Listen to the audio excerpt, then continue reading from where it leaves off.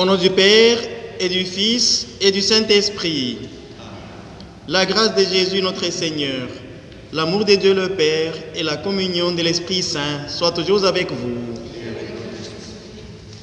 Frères et sœurs, nous poursuivons notre marche vers la lumière de Pâques, vers la lumière de la résurrection.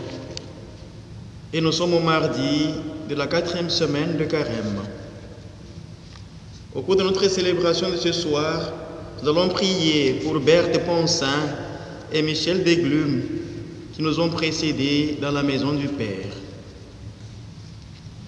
Préparons-nous à célébrer l'Eucharistie en reconnaissant que nous sommes pécheurs.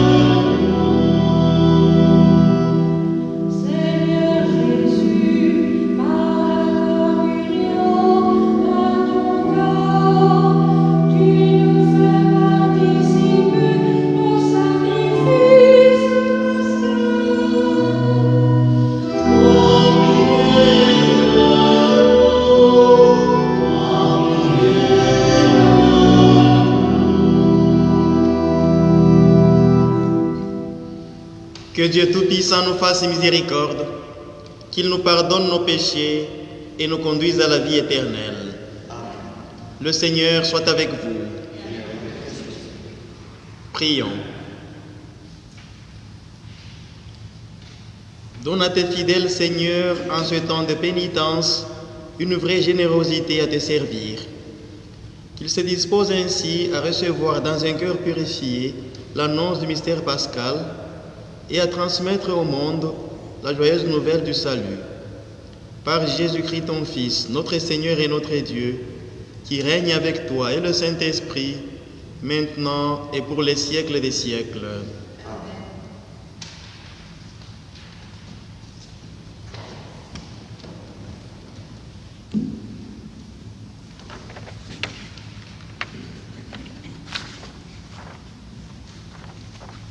En ces jours-là, au cours d'une vision reçue du Seigneur, l'homme me fit revenir à l'entrée de la maison.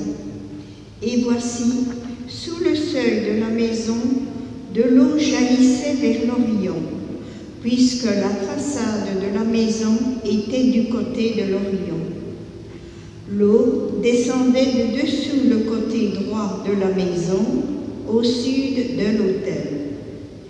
L'homme me fit sortir par la porte du nord et me fit faire le tour par l'extérieur jusqu'à la porte qui fait face à l'Orient, et là encore l'eau coulait du côté droit.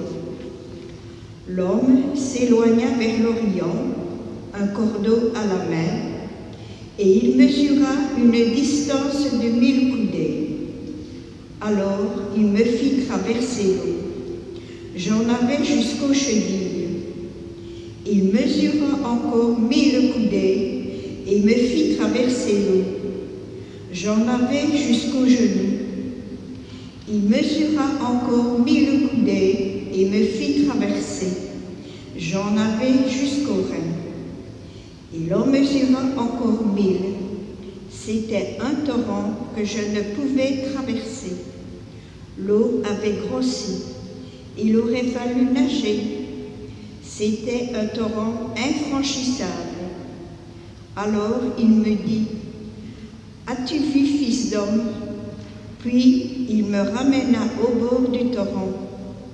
Quand il m'eut ramené, voici ce qu'il y avait au bord du torrent, de chaque côté, des arbres en grand nombre. Il me dit, cette eau coule vers la région de l'Orient. Elle descend dans la vallée du Jourdain et se déverse dans la mer morte dont elle assainit les eaux. En tout lieu où parviendra le torrent, tous les animaux pourront vivre et foisonner. Le poisson sera très abondant, car cette eau assainit tout ce qu'elle pénètre, et la vie apparaît en tout lieu où arrive le torrent. Au bord du torrent, sur les deux rives, toutes sortes d'arbres fruitiers pousseront. Leur feuillage ne se flétrira pas et leurs fruits ne manqueront pas. Chaque mois, ils porteront des fruits nouveaux, car cette eau vient du sanctuaire. Les fruits seront une nourriture et les feuilles un remède. Parole du Seigneur.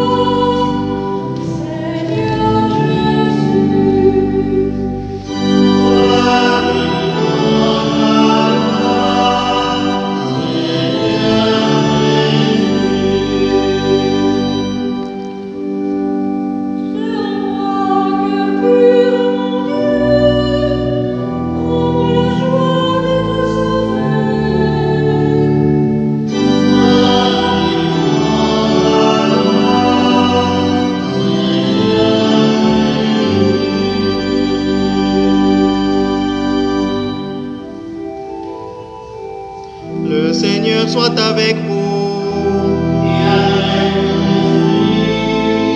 Évangile de Jésus-Christ selon Saint Jean.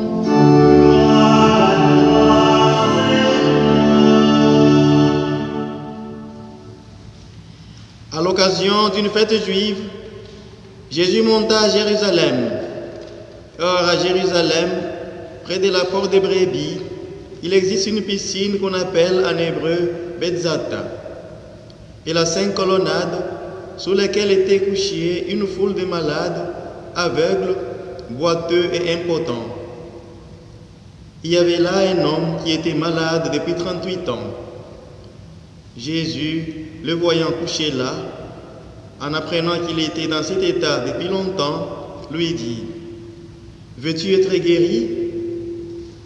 Le malade lui répondit: « Seigneur, je n'ai personne pour me plonger dans la piscine au moment où l'eau bouillonne.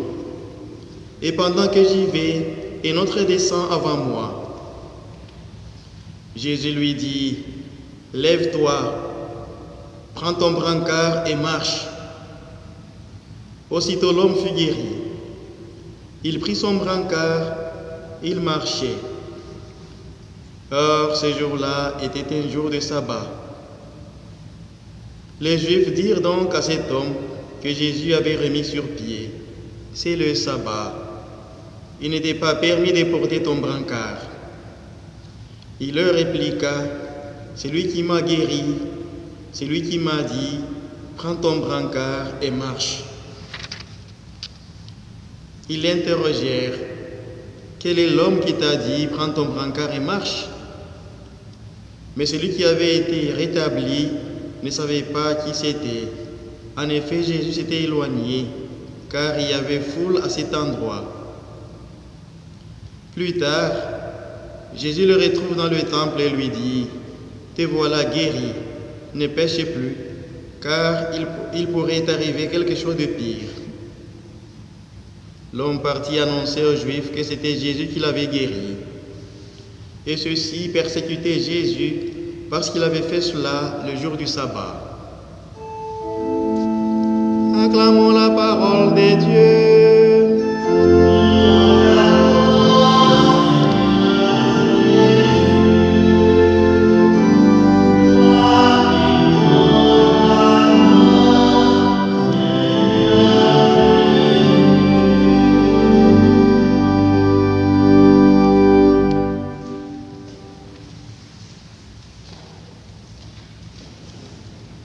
Chers frères et sœurs,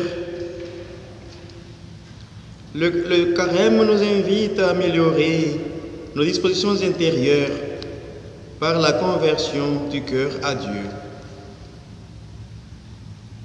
À travers l'évangile de ce soir, Jésus nous rappelle l'importance de la persévérance dans la lutte et la nécessité de recommencer chaque fois qu'il le faudra, puisque la lutte pour la fidélité est la pierre de touche de l'amour. Le Seigneur n'interroge pas le paralytique de l'Évangile pour savoir ce qui lui arrive, mais pour mettre en évidence la patience de cet homme qui, pendant 38 ans, sans arrêt, a insisté en espérant se voir libéré de sa maladie. Frères et sœurs, l'amour authentique pour le Christ se manifeste parmi d'autres choses dans la patience que l'on met dans la lutte intérieure, car il est impossible qu'il nous faille beaucoup de temps, peut-être 38 ans. Il nous est possible qu'il nous faille beaucoup de temps. Ça peut être 38 ans, comme c'est le cas pour le paralytique. Qu'il nous faille beaucoup de temps pour croître en telle ou telle vertu, ou pour surmonter tel aspect plus ou moins négatif de notre vie intérieure. Mais le prix de cette constance pour le paralytique a été la rencontre avec Jésus et sa guérison. Frères et sœurs, Si tu es un être patient avec toi-même, tu le seras plus facilement avec ce que tu côtoies fréquemment. Tu tiendras compte des défauts de ceux qui t'entourent, car tu seras plus compréhensif.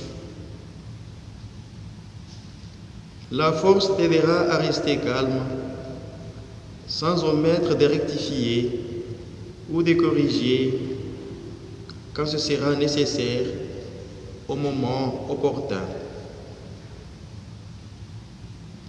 Alors, chers frères, chères sœurs, interroge-toi si tu es patient, si tu es patiente avec ceux et celles qui t'entourent, ou en revanche, si tu es brusque, dur ou rancunier. Interroge-toi encore si tu es un homme, une femme qui ne sait pas, ou pire encore, qui ne veut pas pardonner.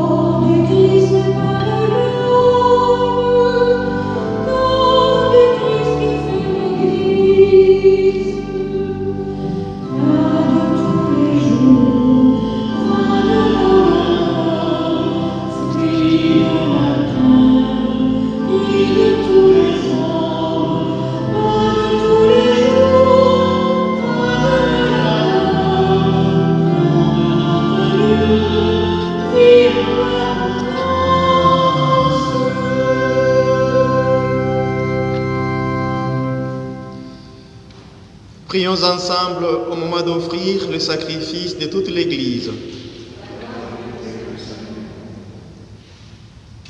Nous te présentons, Seigneur, des biens que toi-même nous as donnés. Qu'ils te disent notre reconnaissance devant tout ce que ta création nous propose pour assurer notre vie sur la terre. Qu'ils deviennent aussi le remède qui nous guérira et nous fera vivre éternellement. Par Jésus, le Christ, notre Seigneur. Le Seigneur soit avec vous.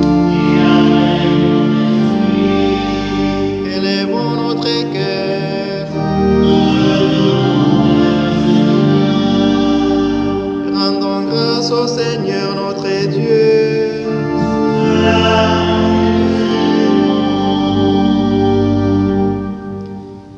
Vraiment, il est juste bon de te rendre gloire, de t'offrir notre action de grâce, toujours et en tout lieu, à toi, Père très saint, Dieu éternel et tout-puissant. Tu offres à tes enfants ce temps de grâce pour qu'ils retrouvent la pureté du cœur.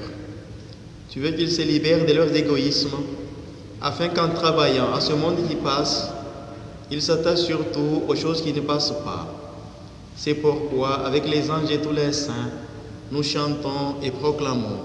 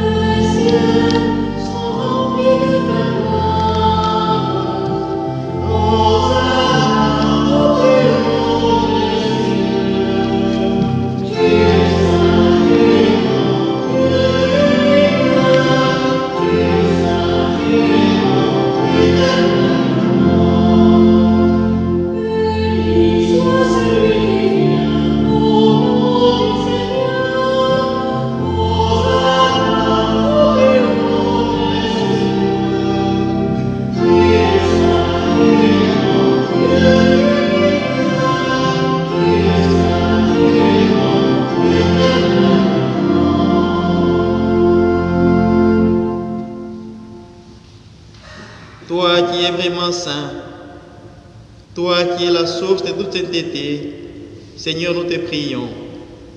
Sanctifie ces offrandes en répandant sur elles ton esprit, qu'elles deviennent pour nous le corps et le sang de Jésus, le Christ, notre Seigneur.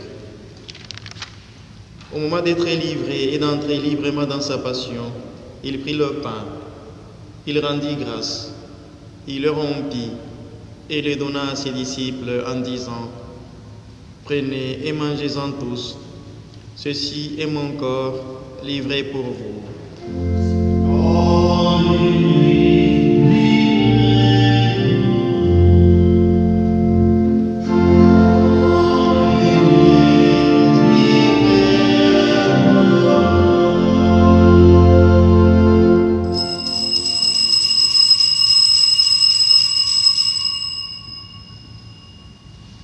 De même, à la fin du repas, il prit la coupe.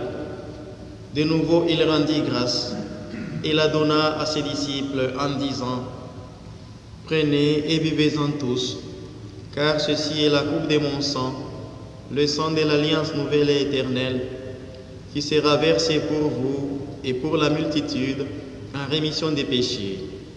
Vous ferez cela en mémoire de moi.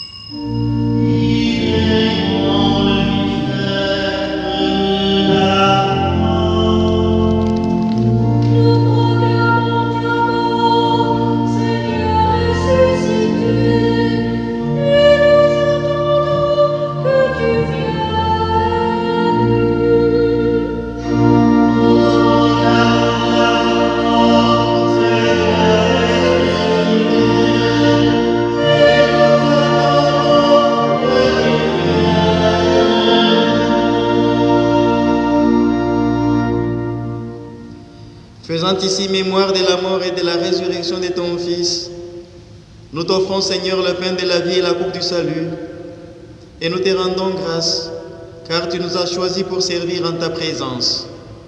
Humblement, nous te demandons qu'en ayant part au corps et au sang du Christ, nous soyons rassemblés par l'Esprit Saint en un seul corps. Souviens-toi, Seigneur, de ton Église répandue à travers le monde. Fais-la grandir dans ta charité avec le pape François, notre évêque Guy, et tous ceux qui ont la charge de ton peuple. Souviens-toi de Berthe Ponsin et Michel Desglumes, que tu as appelés auprès de toi. Puisqu'ils ont été baptisés dans l'amour de ton Fils, accorde-leur de participer à sa résurrection. Souviens-toi aussi de nos frères et sœurs qui sont endormis dans l'espérance de la résurrection, et de tous les hommes, de toutes les femmes qui ont quitté cette vie. Reçois-les dans ta lumière auprès de toi. Sur nous tous, enfin, nous implorons ta bonté. Permets qu'avec la Vierge Marie, la bienheureuse Mère de Dieu, avec Saint Joseph son époux, les apôtres et les saints de tous les temps qui ont vécu dans ton amitié, nous ayons part à la vie éternelle et que nous chantions ta louange par Jésus-Christ, ton Fils bien-aimé. Par lui, avec lui et en lui. À toi, Dieu le Père Tout-Puissant, dans l'unité du Saint-Esprit.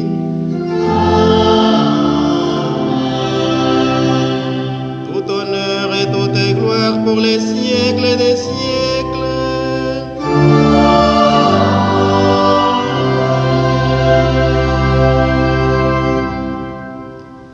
Unis dans le même esprit, nous pouvons dire avec confiance la prière que nous avons reçue du Sauveur.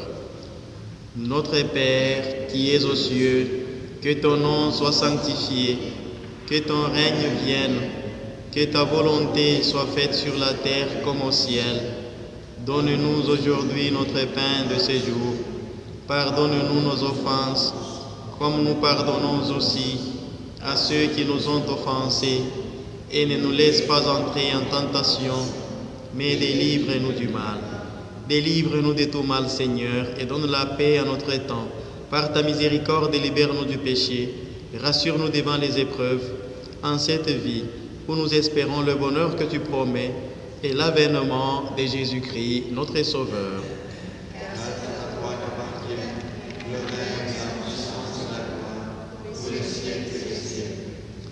Seigneur Jésus-Christ, tu as dit à tes apôtres, je vous laisse la paix, je vous donne ma paix. Ne regardez pas nos péchés, mais la foi de ton Église. Pour que ta volonté s'accomplisse, donne-lui toujours cette paix et conduis-la vers l'unité parfaite, toi qui règnes pour les siècles des siècles. Que la paix du Seigneur soit toujours avec vous. Dans la charité du Christ, donnons-nous la paix.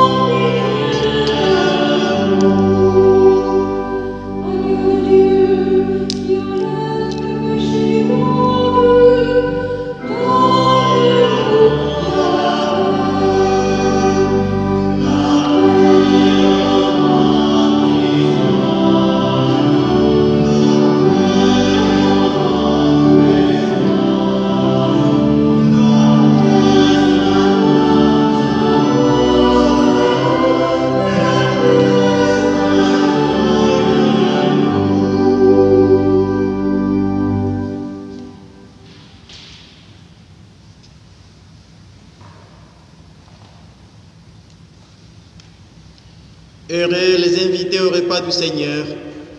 Voici l'agneau de Dieu qui enlève le péché du monde. Seigneur, je ne suis pas digne de te recevoir, mais dis seulement une parole et je serai guéri. Que le corps et le sang du Christ nous gardent pour la vie éternelle.